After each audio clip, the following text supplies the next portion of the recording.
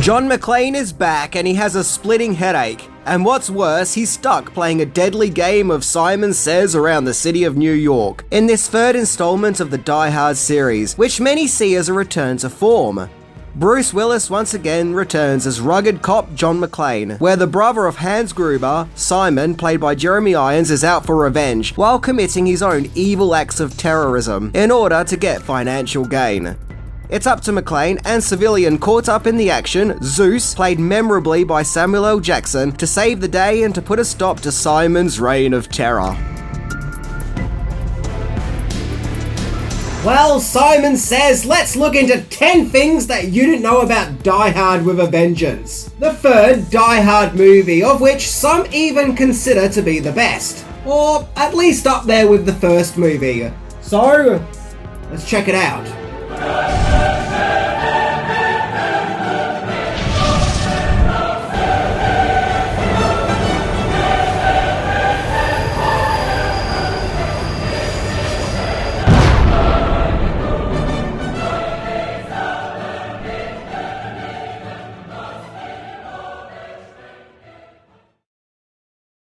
Number 10. Rejected script ideas.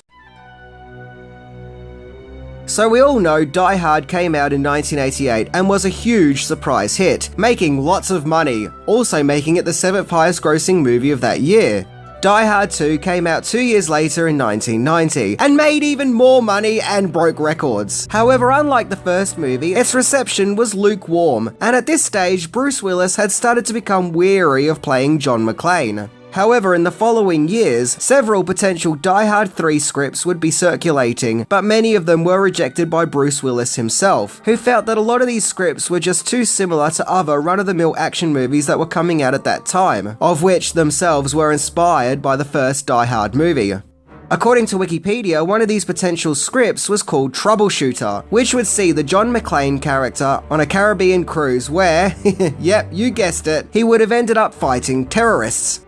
It was felt that this Troubleshooter script was too similar to Under Siege, and incidentally, Troubleshooter would be recycled for Speed 2 Cruise Control, and given how that film turned out, Willis was probably wise to scrap it.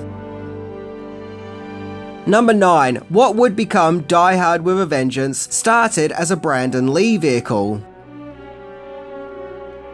The story of what would become Die Hard with a Vengeance was a script that was originally called Simon Says, and it was written by scriptwriter Jonathan Hensley, who incidentally would go on to write scripts for Jumanji and Armageddon. The script was the intention of it to star Brandon Lee, who was a rising star at the time, and in this script, the Zeus character was a woman. However, this version of the script didn't end up getting made, probably due to the tragic death of Brandon Lee which took place while filming The Crow. So from here, the trajectory of Simon Says had changed to a new direction. However, before the script became Die Hard, it was going to be a sequel to another popular action franchise. Number 8. Then the movie was going to be a Lethal Weapon film. Despite the Simon Says script not becoming a Brandon Lee showdown, the script was still circulating around movie studios, when Warner Brothers then purchased the script and reworked it into being Lethal Weapon 4, presumably with what would become the Zeus and McClane characters being the Riggs and Murtaugh cop buddies. However, Warner Brothers then got doubts with the script and put the Simon Says script in a turnabout status. Warner Brothers would eventually make a Lethal Weapon 4, but several years later, and with a different script. So 20th Century Fox ended up buying the Simon Says script from Warner Brothers and repackaged it into a Die Hard movie, and Willis must have liked the script and went along with it. And now, after many years and many failed scripts, the third Die Hard movie finally went into production, with the Simon Says script being used as the basis. Number 7. A change of production. The previous 2 Die Hard movies were produced by movie giant Joel Silver and Larry Gordon. However, they left the production as they had something of a falling out with Bruce Willis. Yeah, it seems that Willis had a lot of power behind the scenes this time round. Instead, Silver would produce Assassins and Fair Game, and Gordon would produce Waterworld. As for Die Hard with a Vengeance's production, instead, Andy Vajna became the movie's producer. Wagner had produced many popular action movies, including the Rambo movies, Total Recall, and Tombstone. But because Wagner took over, 20th Century Fox, who distributed the Die Hard movies, could only distribute Die Hard with a Vengeance in the US and Japan, as the production was taken over by Wagner's movie production, Synergy. In some parts of the world, the movie was released by Disney, and here in Australia, Die Hard with a Vengeance was released by Roadshow Entertainment, which is an Australian division of Warner Brothers. I guess they finally got the movie after all. I know it sounds silly, but when I was a kid, I couldn't figure out for the life of me why Die Hard with a Vengeance was released with Roadshow, whereas the previous two movies were released with 20th Century Fox. Like, did Fox have a falling out with Die Hard? No, it was just a change in production. Number 6. The original director returned. One thing that has been attributed to Die Hard with a Vengeance being a return to form was the return of the director John McTiernan, who also directed the first Die Hard movie. He didn't return for the second movie, with that one being directed by Renny Harlin, and once again, considering the second movie didn't get the best reception, it'll seem that the production would want to return to the glory days of the first movie, and thus get the original director. And McTiernan probably needed Die Hard with a Vengeance as much as Die Hard with a Vengeance needed him, as although he directed several successful movies other than Die Hard, like Predator and The Hunt for Red October, the movie he directed before Die Hard with a Vengeance was the Arnold Schwarzenegger action romp, The Last Action Hero, which actually spoofs the action movie trope of that time, a trope which McTiernan himself helped to create. But The Last Action Hero was not only considered a box office disappointment, especially for a Schwarzenegger movie, but it also got negative reviews from critics, with its humour being widely criticised. So returning to the world of Die Hard would have been an opportunity for McTiernan to return to his glory days. He even apparently turned down directing Batman Forever to direct Die Hard with a Vengeance.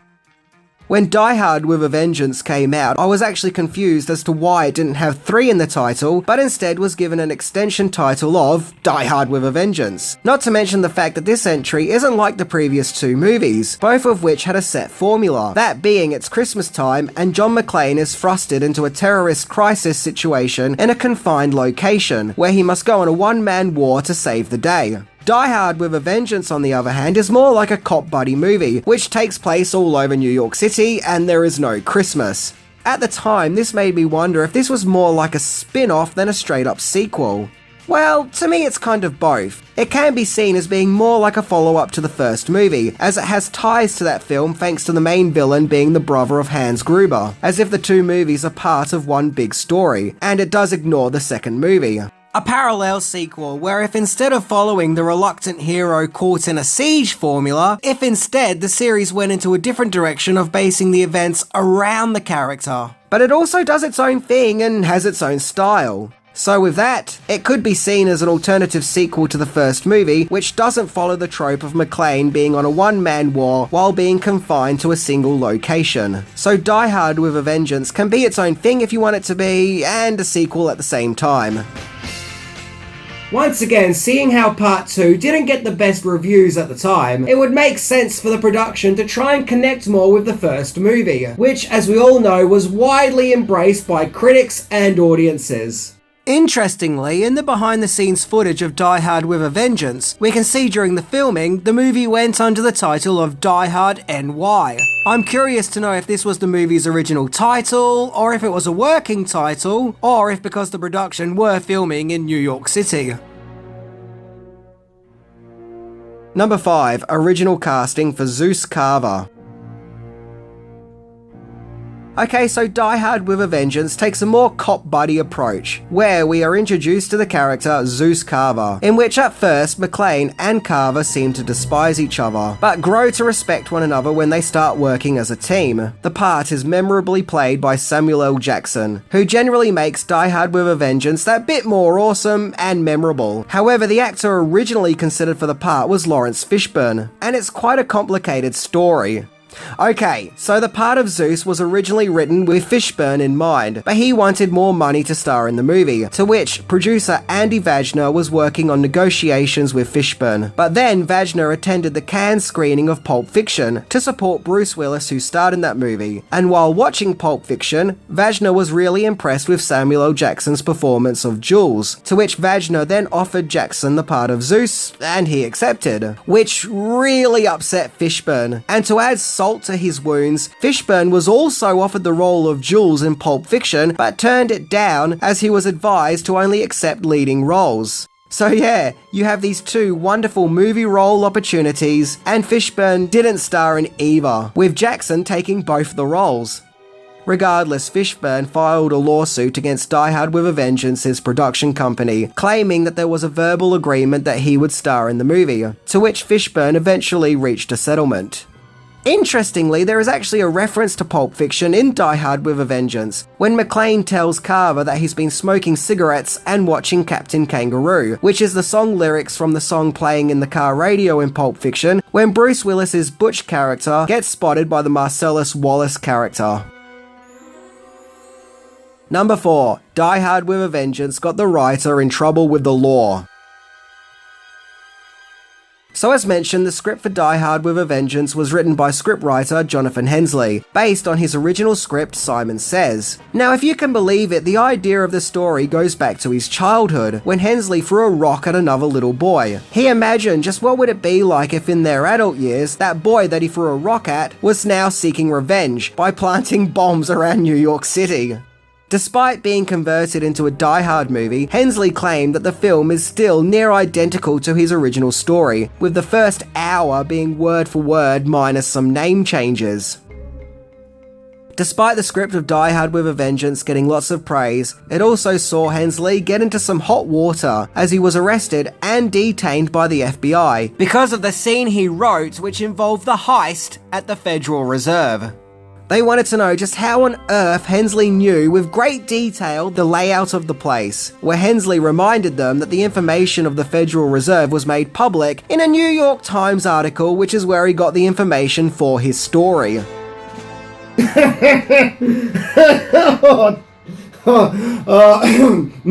These people were in charge of an entire country's safety. Number 3. The villain could have been played by someone else.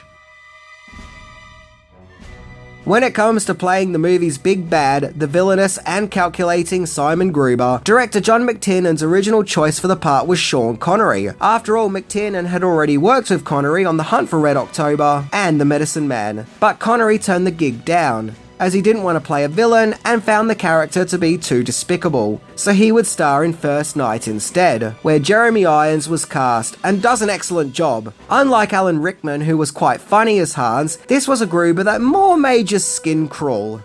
There are plenty of could-have-beens when it comes to Die Hard with a Vengeance. When McTiernan came on board as director, he envisioned a scene where Simon and his goons would do a heist at the Metropolitan Museum of Art, but the idea was scrapped. But McTiernan was really fond of this premise so much, it led him to coming on board as director of the Thomas Crown Affair remake, the one starring Pierce Brosnan, and holy shit, I forgot all about that movie till now. The novelization also goes into greater detail of things that aren't addressed in the movie, in which Zeus is given more of a backstory, where it's learned that he's raising his nephews because his brother died due to police misconduct. And it's explained that after Die Hard 2, McClane really went into a downward spiral after the separation of his wife, where he has slipped into a state of depression, with his life feeling empty and meaningless. Like, this is McClane at his lowest, not the more chirpy and comically sarcastic McClane that we had previously seen. The novel even had an entirely different ending, and this ending was actually filmed and intended to be used, which leads me to my next point. Number 2, alternative ending. Okay, so we all know the ending of Die Hard with a Vengeance, where Simon is killed in the helicopter explosion and thus doesn't get the gold supply, giving McClane and Carver a heroic ending. All's well ends well, everything wrapped up in a neat bow. However, there was originally a much darker, downbeat, somber ending, in which Simon did get away with the gold, with the villain basically succeeding and McClane having to take the fall and being fired from the force, where several years later McClane tracks Simon down at a bar in Hungary, where they play a game called McClane Says, where Simon must get McClane's riddles right. And brought into this game is a rocket launcher, where they sort of have a Russian roulette rocket launcher thing going on. Simon then goes on to fire the launcher at McClane, but the rocket fires back in Simon's direction and he dies, making the ending feel less heroic and more revenge-fueled. Well, I mean, I guess this is Die Hard with a vengeance. It's not Die Hard with a cute and cuddly pony.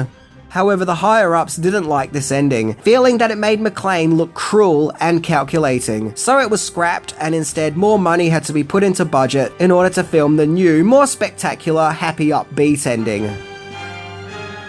And thank God, the theatrical ending is perfect. The alternative ending just makes the whole experience just so downbeat. Really, when you think about it, John McClane loses. After all, Die Hard with a Vengeance is just meant to be a fun action-adventure movie. No need to overcomplicate it with a Point Break style ending of tracking the main villain down several years later. Nope, just keep it as a nice, simple adventure. Number 1. The return of John McClane was more successful than the return of James Bond. And Woody and Buzz. Die Hard with a Vengeance was the highest grossing movie of that year. Now, domestically it was the 7th highest grossing movie, as in the States, it seems that no movie could beat Batman Forever, but it did beat GoldenEye, which was at the 8th place. However, internationally, Die Hard with a Vengeance was the highest grossing movie, beating both Toy Story and the as-mentioned GoldenEye. And yes, it seemed the return of John McClane was more successful than the equally anticipated return of James Bond. The movie would make just over $366 million in the box office, beating the box office intake of the first 2 Die Hard movies. It did, however, have a larger budget of $90 million, but I think you can see all that money put on the screen. It also broke records in Japan that had previously been set by Return of the Jedi. Yeah, it even knocked Return of the Jedi off its mantle. I would say the movie got mixed to positive reviews. The action set pieces were praised, as was the performance of Samuel L. Jackson, and it was felt that it was a much better movie than Die Hard 2, but still not able to live up to the glory of the first movie.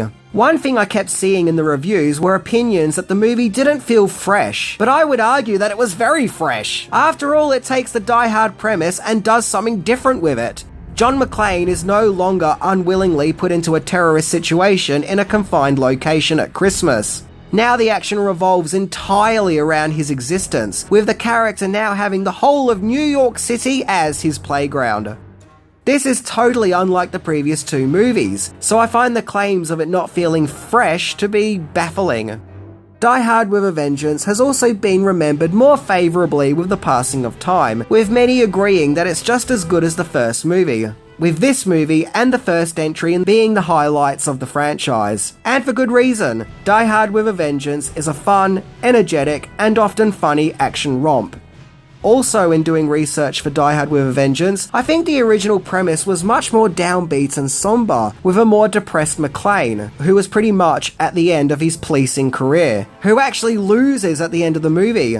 Take the original ending, where he's broken and seeks revenge. I'm glad the movie was made more upbeat and positive. Instead of seeing McClane fail and basing his life on revenge, we see him come out victorious and succeed, and even agree to reach out to his wife thanks to his newfound friendship with Zeus, also giving that character a greater good in the story.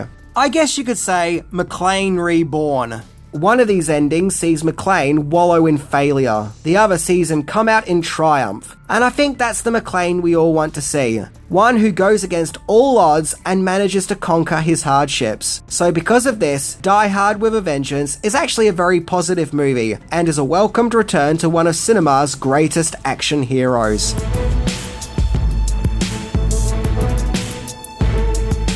It's definitely a top-tier action movie.